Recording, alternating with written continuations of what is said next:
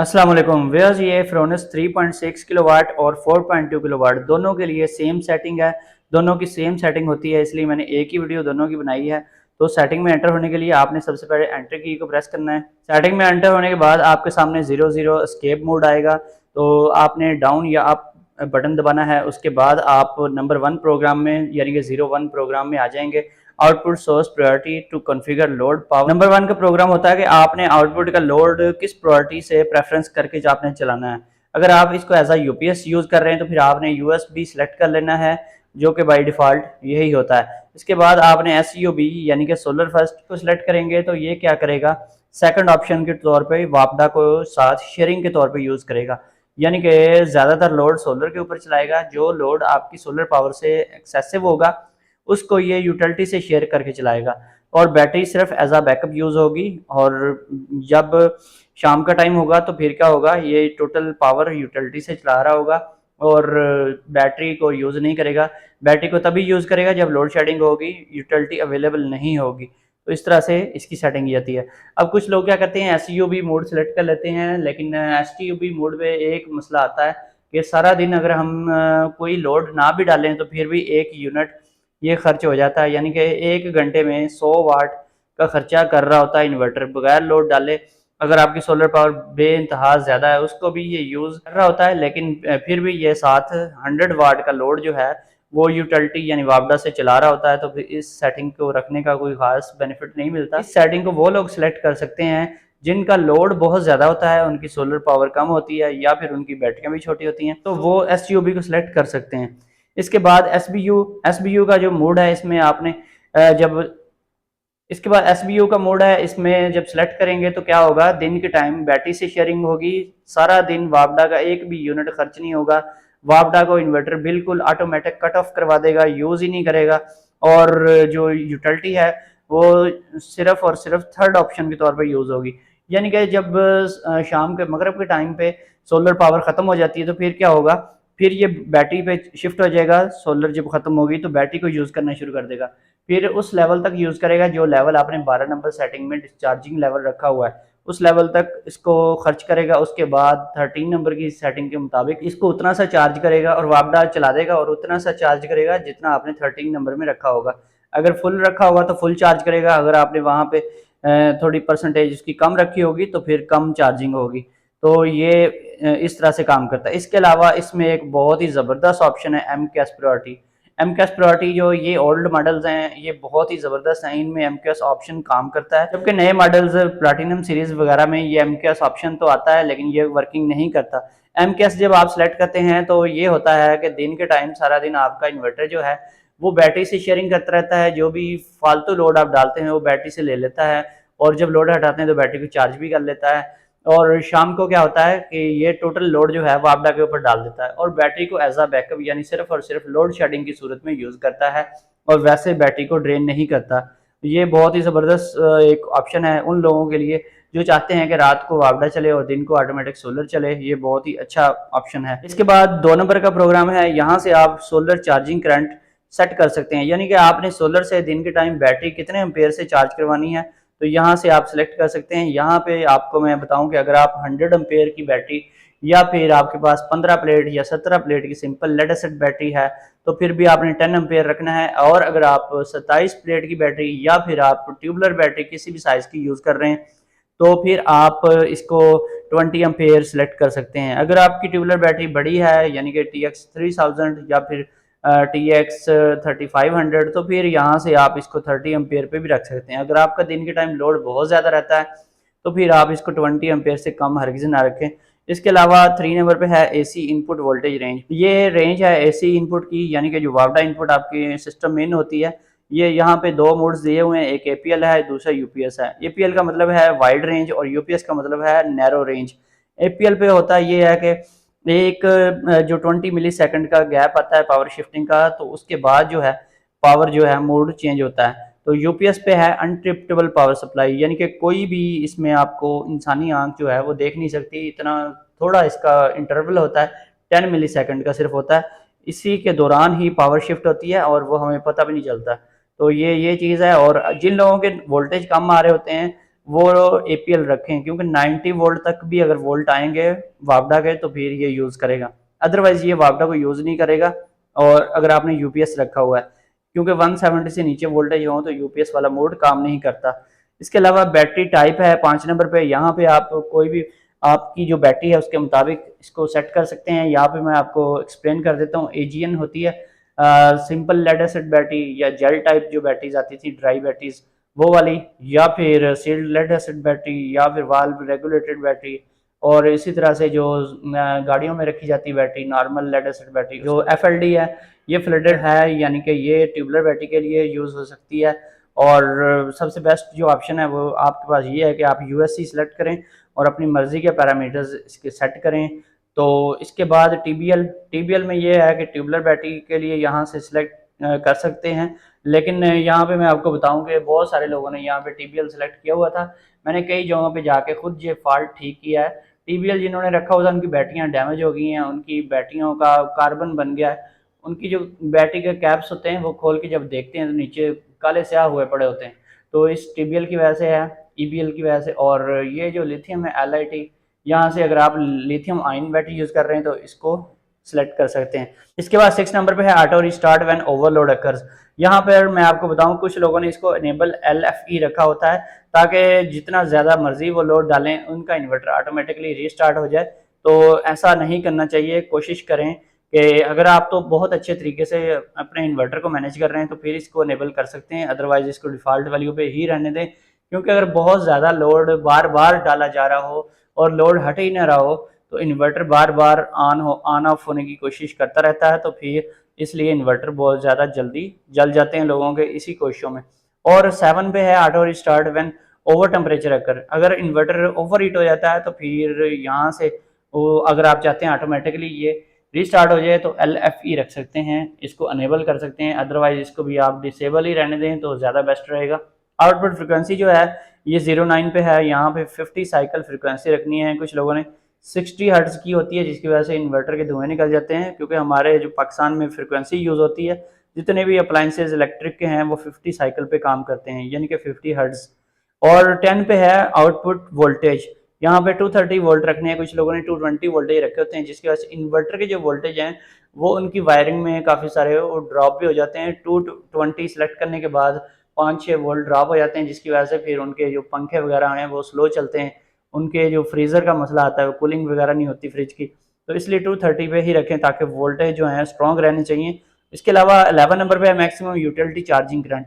Utility यानी कि वापडा से आपने ये बैटरियाँ चार्ज करवानी है, कितने एम्पेयर से चार्ज करवानी है, इसको हमेशा मिनिमम रखा करें।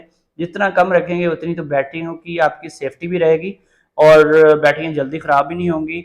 और इसके अलावा ये है कि इसमें आपकी वापडा की बचत भी होगी, यानी कि वापडा ज़्यादा यूज़ नहीं होगी।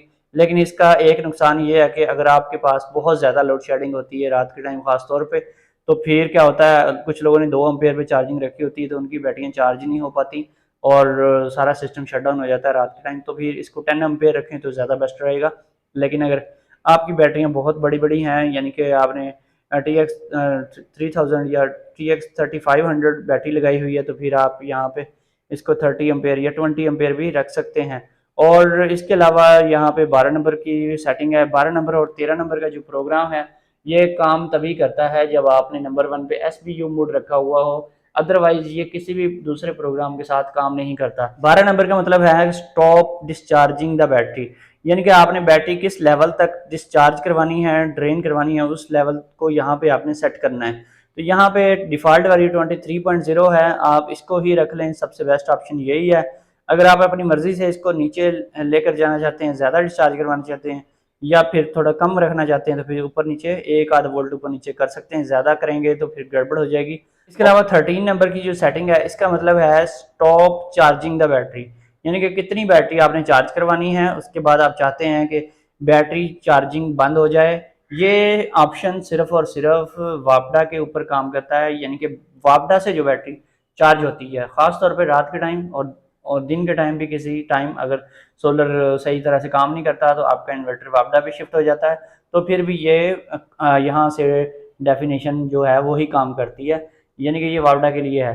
अगर FUL पे रखेंगे तो वापडा से बैटरी फुल चार्ज होगी और जब तक बैटरी फुल चार्ज नहीं होगी तब तक क्या होगा, तब तक वापडा भी चलती रहेगी, वापडा बराबर यूज़ होती रहेगी। और जब बैटरी फुल चार्ज हो जाएगी तो वापडा से ना सिर्फ चार्जिंग बंद हो जाएगी बल्कि जो लोड है आपका वापडा से चल रहा है वो भी रुक जाएगा और वो बैटरी मोड पे शिफ्ट हो जाएगा। और यहाँ पे आप देख सकते हैं डिफ़ॉल्ट वैल्यू 27.0, ये अगर रखेंगे तो आप ये बात अपने जहन में रख लें कि बैटरी 50% चार्ज होगी, मुकम्मल चार्ज नहीं होगी। अगर आप FUL करेंगे तो बैटरी फुल चार्ज होगी। ये दोनों ऑप्शन ही ठीक हैं, जिस पे आप मर्जी रख लें। 16 नंबर पे है charge source priority to configure charge source priority, यानी कि आपने बैटरी किस सोर्स से चार्ज करवानी है, यहाँ से आपने उस सोर्स को प्रायोरिटाइज करना है। CUE रखेंगे तो सबसे फर्स्ट जो होगी यूटिलिटी फर्स्ट होगी, यानी सबसे पहले जो यूटिलिटी यूज़ होगी चार्जिंग के लिए। अगर यूटिलिटी अवेलेबल नहीं होगी तो इन्वर्टर आपका सोलर से चार्जिंग करवाएगा, अदरवाइज नहीं करवाएगा। CSO करवाएंगे तो फर्स्ट प्रायोरिटी के तौर पे सोलर करवाएगा चार्जिंग, जब सोलर अवेलेबल नहीं होगी फिर ये वापडा से चार्जिंग करवाएगा। और SNU रखेंगे जो डिफ़ॉल्ट वैल्यू होती है, इसका मतलब ये है कि सोलर और यूटिलिटी दोनों इक्वली उसको चार्ज करवाएंगे, यानी कि अगर आपने 20 एम्पेयर चार्जिंग करंट सेट किया हुआ है तो 10 एम्पेयर सोलर से लेगा, 10 यूटिलिटी से लेगा, दोनों को मिक्स करके चार्जिंग करवाएगा। और ओनली सोलर जो है OSO रखेंगे तो वापडा से किसी भी टाइम पे चार्जिंग नहीं होगी, सिर्फ और सिर्फ सोलर से ही चार्जिंग होगी। 18 नंबर पे है अलार्म कंट्रोल, यहाँ पे आप बजर को ऑन या ऑफ करवा सकते हैं। इसके अलावा 19 नंबर पे है auto return to default display screen. अगर आप चाहते हैं कि आपका inverter stay at latest screen रहे तो इसको FEP कर दें ताकि सेटिंग करते हुए बार बार ये फर्स्ट स्क्रीन पे ना जाए। और 20 पे है बैकलाइट कंट्रोल, बैकलाइट को ऑन ऑफ करवाना है तो यहाँ से आप इसको ऑन या ऑफ करवा सकते हैं। 22 पे है beeps while primary source is interrupted, ये एक लंबी बीप होती है 3 सेकंड की। इसका ये मतलब है कि आपका जो प्राइमरी सोर्स है वो इंटरप्ट हो गया है, यानी कि वो कट ऑफ हो गया। यानी कि प्राइमरी सोर्स जो होता है वापडा या फिर सोलर, ये जब भी वापडा सिस्टम इन या आउट होती है या सोलर इन आउट होती है तो ये एक लंबी बीप देता है। ये अलार्म आप यहाँ से बंद करवा सकते हैं। कुछ लोगों ने सुबह के टाइम उनका इन्वर्टर बार बार ये अलार्म दे रहा होता है या शाम को दे रहा होता है तो यहाँ से उन्होंने इसको बंद किया होता है। और 23 पे है ओवरलोड बाईपास अकर, यहाँ से आप इसको डिफ़ॉल्ट वैल्यू जो है डिसेबल रख लें, इनेबल भी करवा सकते हैं, इसका कोई हर्ज नहीं है। 25 पे है रिकॉर्ड फॉल्ट कोड, आपका जो इन्वर्टर होता है वो फॉल्ट कोड्स को रिकॉर्ड कर रहा होता है, यहाँ से इसको डिसेबल या इनेबल कर लें, इससे कोई फ़र्क नहीं पड़ता। और 26 पे है bulk charging voltage. Bulk charging voltage जो होते हैं ये वो वोल्टेज होते हैं जिन वोल्टेज से बैटरी चार्ज करवाई जाती है। तो यहाँ पर आप जो आपके लिए बेस्ट ऑप्शन है, अगर आप lead acid battery normal battery use कर रहे हैं तो 28.2 रखें, और अगर आप ट्यूबलर बैटरी यूज़ कर रहे हैं तो फिर आपने यहाँ पे वैल्यू 29.2 रखनी है। और इसी तरह से अगर आप डीप साइकिल बैटरी यूज़ कर रहे हैं तो फिर आपने इस वैल्यू को 28.8 पे सेट करना है। इसके अलावा फ्लोट चार्जिंग वोल्टेज है, फ्लोट चार्जिंग वोल्टेज का मतलब है कट ऑफ चार्जिंग पॉइंट, यानी कि कितने लेवल तक आपके इन्वर्टर बैटरी को चार्ज करवाए उसके बाद चार्जिंग कट ऑफ हो जानी चाहिए। तो यहाँ पर आपने 27.0 रखना है, चाहे आप simple lead acid battery use कर रहे हैं या फिर आप ट्यूबलर बैटरी यूज़ कर रहे हैं, दोनों केसेस में 27.0 ही रखेंगे। अगर आप लिथियम बैटरी यूज़र हैं तो मैंने आपको एक बात बतानी थी, 26 पे जो चार्जिंग वोल्टेज हैं ये आपने रखने हैं 28.8, लिथियम बैटरी के लिए भी 28.8 रखने हैं आपने, और जो डीप साइकिल बैटरी होती है उसके लिए भी आपने 28.8 ही सिलेक्ट करने हैं। और इसके अलावा यहाँ पर जो फ्लोट चार्जिंग वोल्टेज हैं वो लिथियम बैटरी के केस में आपने 28.0 रखने हैं, क्योंकि लिथियम बैटरी का बैकअप भी ज़्यादा होता है इसलिए उसकी चार्जिंग भी ज़्यादा करवानी पड़ती है और वो ज़्यादा वोल्ट तक जाती है। इसके अलावा 29 लो DC कट ऑफ वोल्टेज, लो DC जो कट ऑफ वोल्टेज हैं वो यहाँ पे आपने सेट करने हैं। आपने अगर simple normal lead acid battery है या फिर आपकी ट्यूबलर बैटरी है तो इसको 21 या 20 रख सकते हैं। अगर आप लिथियम बैटरी यूज़र हैं तो फिर आपने इसको 23 या 22 पे रखना है। अगर 20 पे रखेंगे तो बहुत ज़्यादा लो वोल्टेज पे जाने की वजह से दोबारा बाईपोलर का फॉल्ट स्क्रीन पे आ जाता है और इन्वर्टर लिथियम बैटरी को चार्ज नहीं करवाता। वैसे पाकिस्तान में ज़्यादातर लिथियम बैटरीज 48 वोल्ट वाली होती हैं। इसके बाद 30 नंबर पे है बैटरी इक्वलाइजेशन। बैटरी इक्वलाइजेशन करवाई जाती है ट्यूबलर बैटरी के लिए और नॉर्मल लेड एसिड बैटरी के लिए। तो अगर आपकी बैटरी वीक हो चुकी है तो फिर आप इसको EN सेलेक्ट कर लें, यानी कि इसको अनेबल कर लें, अदरवाइज इसको डिसेबल ही रहने दें। अगर आपकी बैटरी की ग्रेविटी लो हो जाती है और बार बार लो होती रहती है तो फिर इसको अनेबल कर लें ताकि बैटरी की ग्रेविटी पूरी हो जाए। और कुछ लोग बैटरी इक्वलाइजेशन को अनेबल कर लेते हैं लेकिन उसके वोल्टेज सही तरीके से सेट नहीं करते, जिसकी वजह से वो बाद में बताते हैं कि हमारी बैटरी इक्वलाइज ही नहीं हो रही, इक्वलाइजेशन वर्किंग नहीं करती। उसकी मेन रीज़न यही होती है कि उन्होंने इक्वलाइजेशन वोल्टेज सेट नहीं किए होते। यहाँ पे 29.2 वोल्टेज आपने रखने हैं अगर आपकी नॉर्मल लेड एसिड बैटरी है। अगर आपकी ट्यूबुलर बैटरी है तो फिर आपने यहाँ पे 30 वोल्ट रखने हैं। और इसके अलावा battery equalization time, battery equalization time out और इंटरवल, ये तीनों जो हैं डिफ़ॉल्ट वैल्यू यानी 60, 120 और 30 डेज पे ही रखें। 36 पे है इक्वलाइजेशन एक्टिवेटेड इमीडिएटली। अगर आप चाहते हैं इक्वलाइजेशन फ़ौरन एक्टिवेट हो जाए तो AEN सेलेक्ट कर लें, अदरवाइज़ अगर आप चाहते हैं ये अपने टाइम पे ही इनेबल हो तो ADS कर लें। इसके बाद 37 पे है ग्रिड टाई ऑपरेशन। यहाँ पे अगर आप नेट मीटिंग यूज़र हैं तो फिर HYD कर लें, अगर आपने नेट मीटिंग नहीं करवाई हुई तो इसको ऑफ यानी डिफ़ॉल्ट वैल्यू पे रहने दें। 38 पे है ग्रिड टाई करंट, यहाँ पे 6 एम्पेयर है और इससे ज़्यादा ऑप्शन भी आता है इसमें। तो इसको अपने लोड के हिसाब से और सोलर पैनल्स की जो स्ट्रेंथ है आपकी उसके हिसाब से सेट करते हैं। बहुत ज़्यादा कुछ लोगों ने मैक्सिमम खोला होता है तो उससे उनका इन्वर्टर जो होता है ओवरलोड हो जाता है, जिसकी वजह से इन्वर्टर बहुत सारे उड़ भी जाते हैं। वैसे जो 3 किलोवाट और 4 किलोवाट के इन्वर्टर्स हैं इन पे नेट मीटिंग कोई करवाता भी नहीं है। और 39 पे है LED पैटर्न लाइट, यहाँ से पैटर्न लाइट को ऑन या ऑफ करवा सकते हैं। इसके अलावा ये ग्राफ दिया हुआ है चार्जिंग का और इक्वलाइजेशन का, यहाँ पे आप देख सकते हैं इसमें स्मार्ट चार्जिंग का ऑप्शन है जिसकी मदद से बैटरी बहुत अच्छे तरीके से चार्ज होती है। बैटरी को ये इन्वर्टर ख़राब बिल्कुल नहीं करता। इसके अलावा यहाँ पर फॉल्ट्स रेफरेंस कोड दिए गए हैं, यहाँ पे डिफरेंट फॉल्ट्स कोड आइकॉन दिए हुए हैं जिनको देखकर आप फॉल्ट ट्रेस कर सकते हैं और देख सकते हैं इन्वर्टर में कौन सा फॉल्ट आया है और इसकी रीज़न क्या है। इसके अलावा वार्निंग इंडिकेटर दिए गए हैं कि नंबर 1 का फॉल्ट आए तो कौन सा इंडिकेटर आइकॉन फ्लैशिंग करता है। उसके बाद नंबर 3, नंबर 4, इस डिफरेंट टाइप्स के जो फॉल्ट्स होते हैं उनके बारे में यहाँ एक्सप्लेनेशन दी गई है। इसके अलावा यहाँ पर इन्वर्टर में आने वाले फॉल्ट्स की ट्रबल शूटिंग दी हुई है, यानी कि कोई फॉल्ट आए तो आपने कैसे ट्रबल शूटिंग करनी है। और कुछ छोटे मोटे फॉल्ट्स जो होते हैं उनका यहाँ पर आप देख सकते हैं कि आपने क्या चेक करना है और आपको पता चल जाएगा कि आपका जो फॉल्ट है वो किस वजह से आया है।